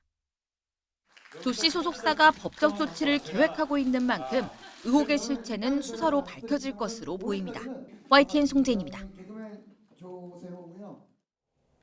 네, 연예계 이슈들 조세호 씨의 고정 출연 예능 하차 소식부터 좀 짚어보도록 하겠습니다. 김원식 대중문화평론가와 함께 이야기 나눠보겠습니다. 어서 오십시오. 네, 안녕하세요. 자, 이 조세호 씨가 조폭에 연루됐다는 의혹, 정확히 어떤 내용들입니까? 네, 그래서 인터넷에 사진 한 장이 올라왔습니다. 네. 그 사진 한 장에 조세호 씨와 문제의 그 인물이 있었고요. 같이 찍은 사진을 이제 올린 건데, 그런데 그 문제의 인물이 이제 사실은 불법 도박 사이트를 운영한다. 그렇기 때문에 불법 자금 세탁도 하는 인물이다라는 점을 지적을 해서 어떻게 이런 인물과 어울릴 수 있고 또 홍보를 해줄 수 있느냐라는 거고 또 술자리도 했고 선물과 금품을 받은 것이다라는 지적을 한 상황입니다. 네. 그렇기 때문에 단순히 관계라고 이렇게 항변하기에는 어려움이 있다 이런 이제 지적을 했던 것이죠. 네, 일단 조세호 씨는 입장을 밝히면서 지인은 맞다고 인정을 한 상황인데 그래도 의혹들은 이제 사실이 아니니까 바로잡고 이 의식을 불식시키고 돌아올 것이다라고 좀 강경한 대응을 예고했어요. 그렇습니다. 일단은 이제 단순 지인이라고 밝혔거든요. 예. 그런데 이제 폭로자는 단순 지인이 아니고 10년 이상을 그 문제의 인물과 어울렸다라는 점을 지적을 했고 특히나 그 주장에 따르면 그 지인이라고 하는 사람의 집에서 조세호 씨를 만났고 소개를 받았다 이렇게 언급을 했습니다. 그러면서 공인이기 때문에 신중한 처사가 있어야 된다라는 건데 물론 공인은 정확한 표현은 아닙니다. 왜냐하면 공인은 원래 그 어떤 세금을 통해 가지고 운영하는 직위에 있는 사람이기 때문에 아마 영향력을 우려를 해가지고 문제 제기를 한 거 아니야 이렇게 생각할 수 있는데 그렇지만 조세호 씨 측은 허위사실 적시에 의한 명예훼손 또 업무 방해죄를 통해서 고소를 하고 또 민사상으로도 책임을 묻겠다 이렇게 얘기를 하고 있는데 네. 일단 사실이 아닌 부분에 관련돼 가지고 절차에 따라서 대응하겠다 이렇게 밝혔기 때문에 그런 점에서 이제 금품 수수나 이런 부분에 있어서 아마 대응을 할 것이다 이렇게 볼 수가 있겠고요. 예. 물론 이제 그 이후에 불법 도박 자금에 관련해서 문제 제기를 하겠다라고 이 제보자 폭로자가 얘기했습니다만은 그 부분은 아마 진행이 되지 않을 것 같다는 그런 상황이 되겠습니다. 예. 지금 조세호 씨가 주요 고정 예능들 굉장히 이제 다른 방송인들이 탐낼 만한 그런 이제 자리인데 그곳에서 다 이제 하차하기로 결정을 한 거죠. 사실 뭐 쉽지 않은 결정이었을 네. 거라는 생각은 뭐 저 항상 드는데요. 그래서 유퀴즈나 1박 2일 같은 경우는 다 나름대로 지금 최고의 전성기를 누리는 예능 프로그램이죠. 그러다 보니까 이 특히나 경청하는 것이 굉장히 중요한 프로그램이 유퀴즈인데 이런 상황으로는 경청의 어떤 태도를 유지하기가 힘들 것 같다라는 표명을 했고 또 1박 2일 같은 경우 공영방송의 중요한 예능 프로그램이기 때문에 이 팀 전체에 부담을 주지 않으려는 차원에서 결정을 했다라고 언급을 했습니다. 아무래도 최고의 예능 프로그램에 지금 출연하고 있기 때문에 이제 그런 점에서 영향력 이런 부분들이 이번에 아무래도 문제 제기한 측면에서의 요인이었다라고 생각할 수 있겠습니다. 네, 일단 의혹 제기 전에 폭로를 이제 멈추겠다고 밝힌 상황이니까 논란은 계속되고 있어서 앞으로 어떻게 좀 진행이 될까요? 일단 제보자의 목적은 조세호 씨의 출연을 이제 중단시키는 것 같아요. 그 이유는 뭐냐면 아무래도 제 짐작입니다만은 이 소개를 받았다라고 얘기를 했거든요. 그러면 이제 사실은 연예인들을 활용을 해가지고 자기 이미지 세탁을 하는 측면이 있을 수가 있어요. 그래서 사실 조세호 씨는 여러 가지 이제 행사를 위해서 지방을 가내다 보면 몰랐던 사람들을 알게 되는데 그런 부분에 있어서 좀 불찰이었던 것 같다라는 입장 표명을 했거든요. 그래서 연예인 입장에서는 지방에 가면 사실 누가 누군지 잘 모르거든요. 그런 점에서 아마 이 문제의 인물과 사실 지인 관계를 맺었던 것에 대한 불찰 이런 부분들은 이야기했기 때문에 앞으로 이런 관계 매니지먼트에 대해서 좀 과제를 남긴 게 아니냐 이렇게 생각이 들고 그다음에 이 연예인들의 어떤 이미지가 잘못 오용될 수 있다, 이용될 수도 있다 이런 점도 경각심을 가져야 될 필요성은 있어 보입니다. 알겠습니다. 연예 이슈들이 굉장히 뜨거워서 다음 이슈도 좀 짚어보겠는데 이 박나리 씨가 주사 의혹, 주사 이모에 대한 의혹이 좀 일파만파 커지고 있는데 주사 이모가 도대체 어떤 건가요? 일단은 사실 불법적인 행위죠. 그래서 병원 등 의료기관이 아니고 그 외 지역에서 주사와 같은 의료 행위를 하는 그런 행위자를 바로 이제 통칭 주사 이모다 이렇게 얘기를 하는 건데요. 그래서 박나래 씨 같은 경우에는 의료기관이 아니고 집이나 자동차에서 수액 주사를 맞았다는 점이 알려지게 되면서 이 불법성 문제가 이제 불거진 거라고 보시면 되겠습니다. 네, 그러니까 이 대리약 처방 정황까지도 좀 의혹이 제기되고 있는데 이것들이 다 의료법 위반인 거죠? 그렇습니다. 그래서 수액 주사 같은 경우에도 정당한 의료인과 적절한 이유가 아니고 이 의료기관 바깥에서 이 수액 주사를 받게 되면 불법이죠. 그래서 무면의 의료 행위 같은 경우에는 마찬가지로 5년 이하의 징역 또는 5천만 원 이하의 벌금에 처해지게 되고요. 또 이번에 문제가 됐던 것이 수면에 관련된 그런 향정신성 의약품을 대리 처방을 받았다는 점이 지금 문제가 되고 있는데 이러면 마약류 관리법 위반이 되는 거기 때문에 이것도 5년 이하의 5천만 원의 이제 벌금에 처하게 되는 그런 상황이고 또 대리 처방 같은 경우도 1년 이하의 징역 또 1천만 원 이하 벌금에 처해지기 때문에 이게 여러 가지 어떤 점들이 지금 중첩돼 있다 이렇게 보시면 되겠습니다. 네.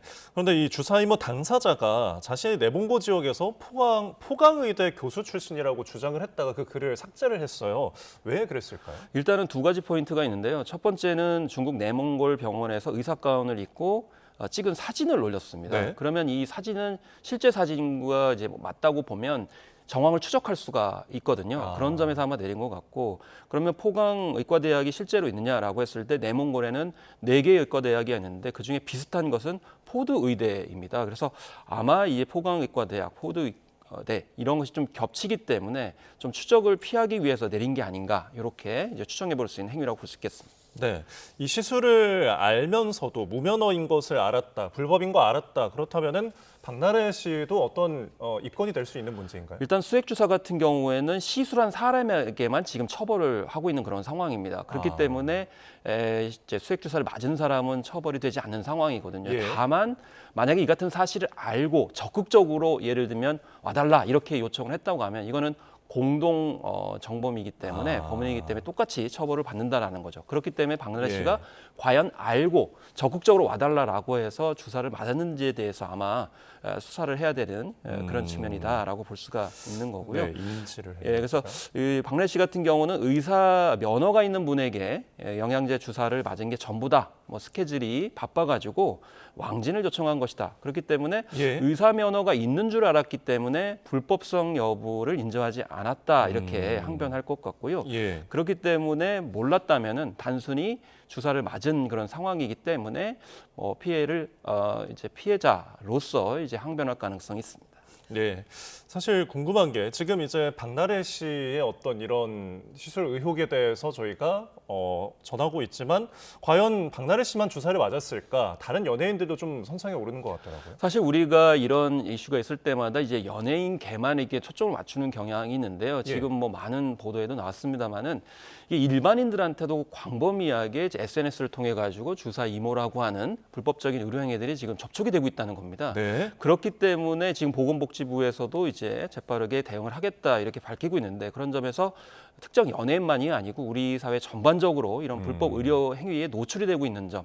그에 예. 따라서 사실은 국민들이 의료적인 피해를 볼 수도 있는 거거든요. 잘못될 수 있기 때문에 네. 그런 점에서 좀 종합적으로 접근해야 될 필요성이 있지 않을까 이렇게 생각을 하고 있습니다. 예, 위법사항에 대해서는 저희가 수사되는 부분을 좀 지켜봐야 될 것 같습니다.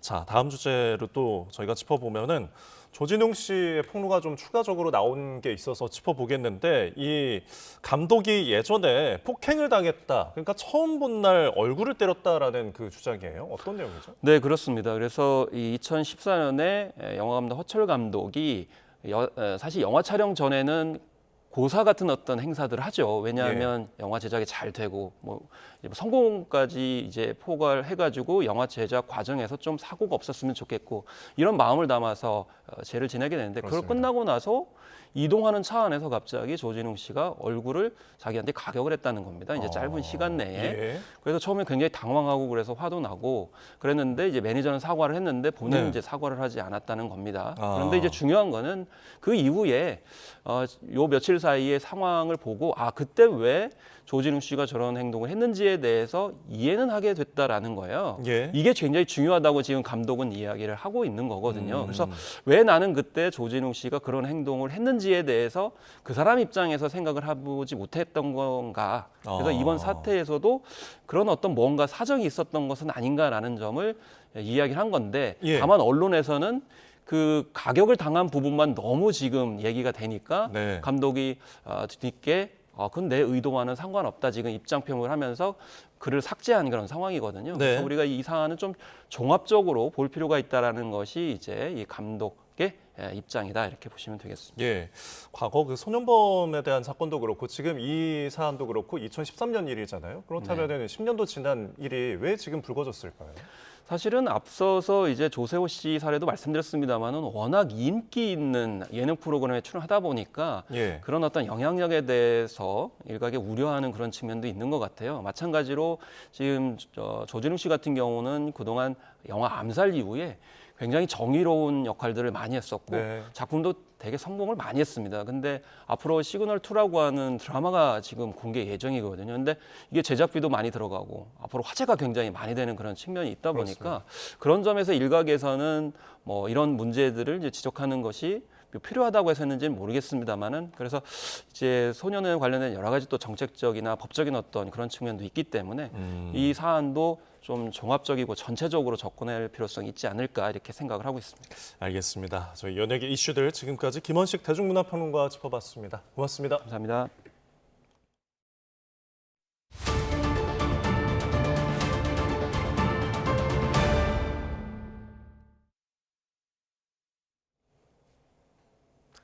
일본 아오모리 현에서 강진이 발생한 가운데 30여 명이 다치고 주택이 불에 타는 등 피해가 잇따랐습니다. 일본 기상청은 이후 후발 지진 주의 정보를 발령하면서 대지진 가능성에 대비하라고 촉구했습니다. 도쿄에서 김세호 특파원입니다.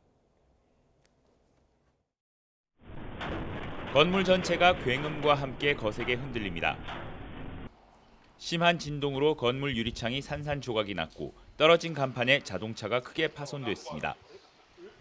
도로가 함몰되면서 달리던 자동차가 무너진 틈에 그대로 갇혔습니다. 밤 11시 15분 아오모리현 앞바다에서 규모 7.5의 강진이 발생해 진도 6강의 강한 흔들림이 감지됐습니다.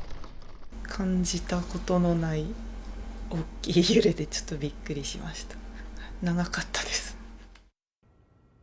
홋카이도, 이와테현, 아오모리현 해안 지역을 중심으로 쓰나미 경보가 발령됐고 최고 70cm의 쓰나미가 관측되기도 했습니다.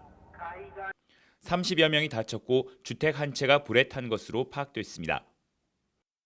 또 아오모리현과 이와테현 1,800여 호가 한때 정전이 됐고 수도 간 파열이 잇따르면서 1,300여 호의 물 공급이 중단되기도 했습니다. 地震起きてから間もなくって感じ。朝5時頃ちょろちょろっと出てったんだけど、それから8本出ないで。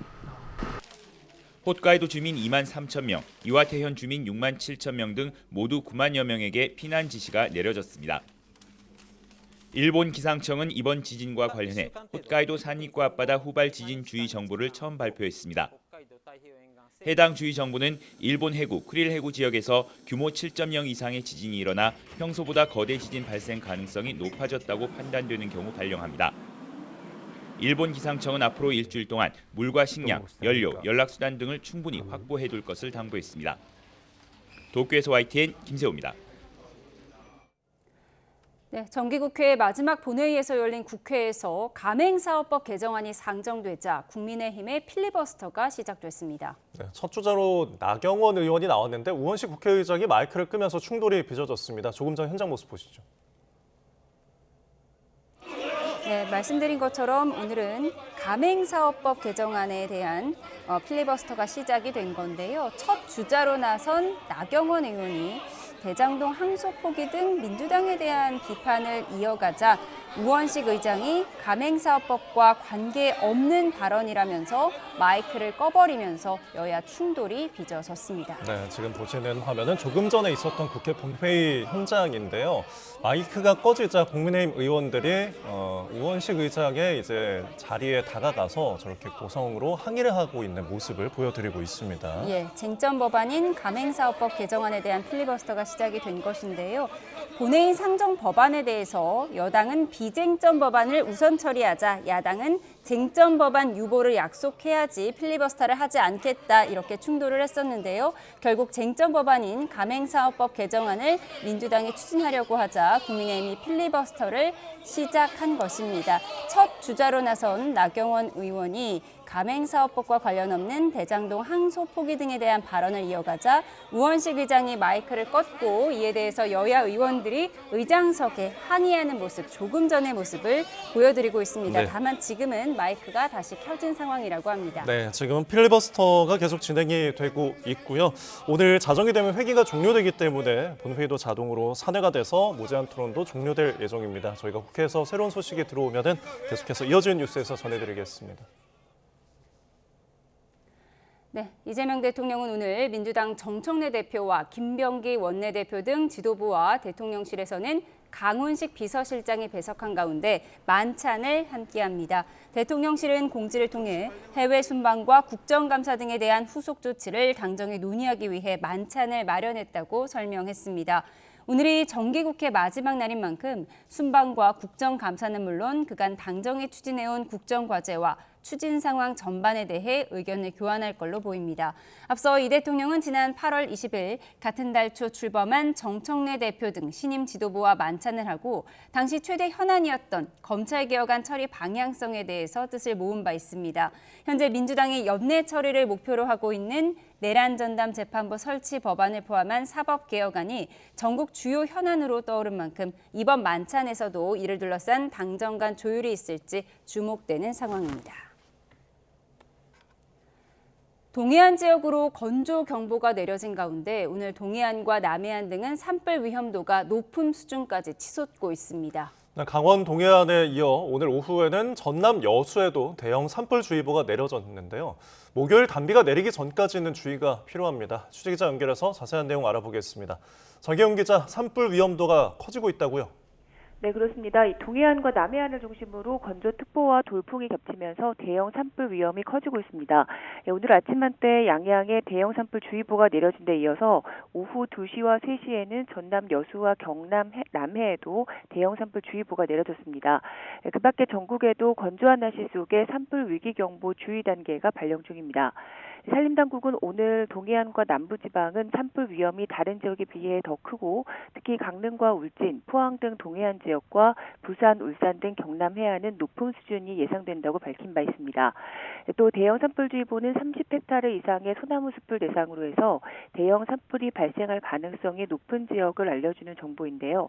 해당 지역의 산불 위험 등급이 다소 높음 이상이고 또 실효 습도가 30에서 45%인 날이 이틀 이상 이어지며 초속 시속 7m 이상의 바람이 불 때 발령됩니다. 현재 가을철 산불 조심 기간이 이어지고 있는 가운데 12월에만 100건 이상의 대형 산불주의보가 발령됐습니다. 산림당국은 내일까지 건조한 날씨에 돌풍이 이어지면서 곳곳에 대형 산불주의보가 내려질 수 있다며 산림 주변에서의 불씨 관리에 각별히 유의해달라고 당부했습니다. 건조한 날씨는 목요일인 모레 전국에 단비가 내리면서 다소 해소되겠고 영동 지방은 금요일과 주말까지, 그 밖에 전국에는 주말에 비나 눈이 내릴 전망입니다. 지금까지 과학기상부에서 YTN 정혜윤입니다. 추위를 막기 위해 가격은 조금 비싸지만 따뜻한 거위털이 들어간 구스다운 패딩 찾는 소비자 많은데요. 네, 일부 제품은 거위털 비율이 품질 기준인 80%에 미치지 못하거나 아예 오리털을 사용한 덕다운 패딩으로 드러나 주의가 필요합니다. 손효정 기자입니다. 온라인 쇼핑 플랫폼에서 판매된 아웃도어 브랜드 노스페이스의 대표적인 패딩 제품입니다. 거위털 제품으로 표시됐지만 실제로는 오리털이 섞인 재활용 충전재가 사용된 사실이 드러나자 소비자들의 항의가 이어졌고 노스페이스는 사과와 함께 재발 방지를 약속했습니다. 거위털 패딩 구스다운은 오리털인 덕다운보다 상대적으로 가볍고 따뜻해 가격도 2배 정도 비쌉니다. 그렇다면 인터넷에서 팔리는 다른 구스다운 패딩에는 거위털이 실제로 얼마나 들어있을까? W 컨셉과 무신사 등 패션 플랫폼 4곳에서 판매되는 구스다운 패딩 24종을 분석해봤더니 7개 제품이 품질 기준에 미치지 못한 것으로 드러났습니다. 먼저 레미, 라벨르핏, 히플리, 클릭앤퍼티와 프롬유즈 등 5개 제품은 거위털 비율이 6.6%에서 57.1%에 불과했습니다. 구스다운 패딩의 거위털 비율은 80% 이상 돼야 하지만 이 제품에 들어간 거위털 비율은 7%도 되지 않는 것으로 조사됐습니다. 벨리아와 젠 아흐레 2개 제품은 실제로는 오리털이라고 되어 있었지만 온라인에서는 거위털 패딩으로 잘못 표시해 판매됐습니다. 충전재 솜털의 비율이 실제보다 낮거나 혼합률을 표기하지 않은 제품 5개도 적발됐습니다. 조금 더 가벼운 무게에 좀 더 따뜻한 제품을 이제 선택을 하기 위해서 이런 구스를 선택하신 이제 소비자분들은 그보다 더 높은 가격에 더 낮은 보온 성능의 제품을 좀 구입할 수 있는 피해를 입을 수 있습니다. 구스다운 품질 요건에 충족하지 못한 7개 업체는 상품 정보를 수정하거나 제품 판매를 중단했습니다. 이미 판매된 제품에 대해서는 교환이나 환불을 진행할 방침입니다. 쇼핑 플랫폼 업체들 또한 환불 등 소비자 피해 보상에 적극적으로 대응하고 상품 품질 관리와 감독을 강화하겠다고 밝혔습니다. YTN 손유정입니다. 경기 안산에서 금은방 2곳의 유리문을 깨고 귀금속을 훔치려 한 혐의를 받는 20대가 구속기로에 놓였습니다. 네, 이들은 생활비가 없어서 범행을 저질렀다고 진술했습니다. 사건 사고 소식 조경원 기자입니다. 두꺼운 외투와 헬멧을 착용한 남성이 오토바이에서 둔기를 꺼냅니다. 금은방 유리문을 향해 수차례 둔기를 휘두르고 문에 매달린 종은 힘없이 떨어집니다. 유리가 쉽게 깨지지 않자 남성은 오토바이를 타고 주행랑을 칩니다. 경기 안산시 단원구에 있는 금은방에서 20대 남성 A씨가 귀금속을 훔치려다 실패하고 달아나는 장면입니다. A씨는 이보다 1시간쯤 전에는 근처에 있는 다른 금은방의 유리문을 깨고 침입했지만 진열대에 귀금속이 없는 것을 보고는 도주했습니다. 경찰은 CCTV 분석 등을 통해 신고 15시간여 만에 인근 상가에 숨어있던 A씨를 긴급 체포했는데 A씨는 생활비가 없어 범행했다며 혐의를 인정한 것으로 알려졌습니다. 경찰은 특수절도미수 혐의로 A씨에 대해 구속영장을 신청했습니다. 인천 북성동에 있는 목재 공장에서 먼지 등을 빨아들이는 집진기에서 불이 나 1시간여 만에 꺼졌습니다. 다친 사람은 없었지만 연기가 들어올 수 있으니 창문을 닫고 즉시 대피하라는 내용의 안전 안내 문자가 인근 주민들에게 발송됐습니다. 안산 고잔동에 있는 종합운동장에서는 주차된 축구단 버스에서 불이 났는데 다친 사람 없이 10분 만에 꺼졌습니다. 해당 버스가 전기버스는 아닌 것으로 파악한 소방은 정확한 화재 원인을 조사하고 있습니다. YTN 조경원입니다. 대통령실이 용산에 있는 각 부서의 집기와 서류, 컴퓨터 등 업무용품을 청와대로 옮기는 작업을 오늘부터 본격적으로 진행하고 있습니다. 식당과 회의실 집기는 어제부터 옮기기 시작했고 매점 등 편의시설 운영은 중단됐습니다. 현재 대통령실 내부 곳곳에는 물품 포장 상자들이 쌓여 있고 작업자들이 분주하게 오가는 모습도 보입니다. 앞서 지난 7일 강훈식 대통령 비서실장은 대통령실이 원래 있어야 할 곳인 청와대로 이전한다며 업무시설의 경우 크리스마스쯤 이사가 완료될 거라고 밝혔습니다. 부산을 해양 수도로 만들겠다는 대통령 공약에 따라 해양수산부의 부산 이전이 본격적으로 시작됐습니다. 네, 이삿짐량이 5톤 화물차 250대 가까운데 행정 공백을 막기 위해 2주 동안 부서들이 차례로 옮길 예정입니다. 차상은 기자입니다. 화물차에 실린 이삿짐이 건물 안쪽으로 차례로 옮겨집니다. 사무용 가구와 각종 집기가 가득합니다. 아침 8시 이삿짐을 부산 수정동에 있는 임시청사 안쪽으로 옮기는 것을 시작으로 해양수산부의 이전이 본격적으로 시작됐습니다. 아직 공사가 일부 끝나지 않은 부분이 있어서 공사하는 측과 이사하는 측 모두 좀 안전에 문제가 없게끔 관리하는 그 부분을 제일 중점적으로 생각하고 있습니다. 이삿짐량만 5톤 트럭 249대에 달하는 부처의 대규모 이동. 그동안 세종시에 모여있던 정부 부처를 다른 지역으로 옮기는 첫 사례입니다. 부산을 해양 수도로 만들겠다는 이재명 대통령의 공약을 실행에 옮기는 겁니다. 해수부 이전은 업무 중단과 행정 공백을 막기 위해 실국별로 차례로 2주 동안 이루어집니다. 해수부 부산 이전을 가장 먼저 체감할 이들은 근처 상인들입니다. 환영 현수막에는 시장의 활기가 돌기 바라는 기대감이 담겨 있습니다.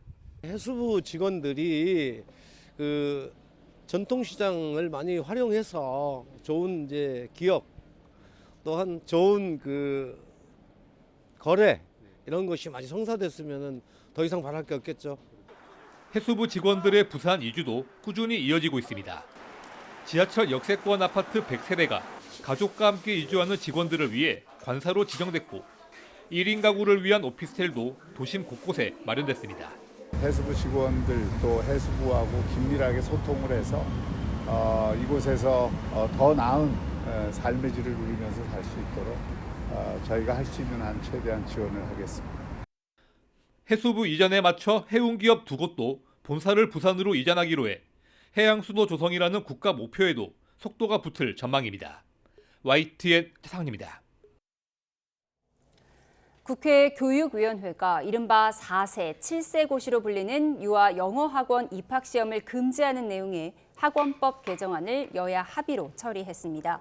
개정안에는 학원이나 교습소 등이 만 3세부터 초등학교 취학 전에 어린이를 모집할 때 합격과 불합격을 가르는 선발 시험을 치르지 못하도록 하는 조항이 추가됐습니다.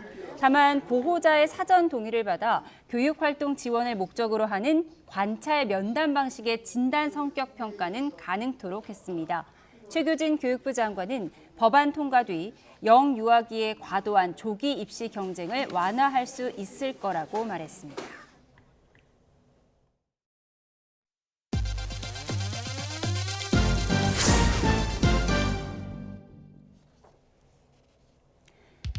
SSG닷컴이 다음 달부터 장보기 결제 금액의 7%를 적립하는 새로운 멤버십을 출시합니다. SSG닷컴의 쓱배송 상품을 구매하면 앞으로 일정 금액이 SSG머니로 자동 적립돼 쓱닷컴뿐만 아니라 이마트와 스타벅스, 신세계백화점 등 신세계그룹 관계자에서 사용 가능합니다. 상용건설이 싱가포르 보건부가 발주한 알렉산드라 병원 외래병동 공사를 수주했다고 밝혔습니다. 지하 3층에서 지상 12층에 진료실과 클리닉, 오피스, 주차장을 건설하는 8천억 원 규모 프로젝트로 공사 기간은 37개월입니다.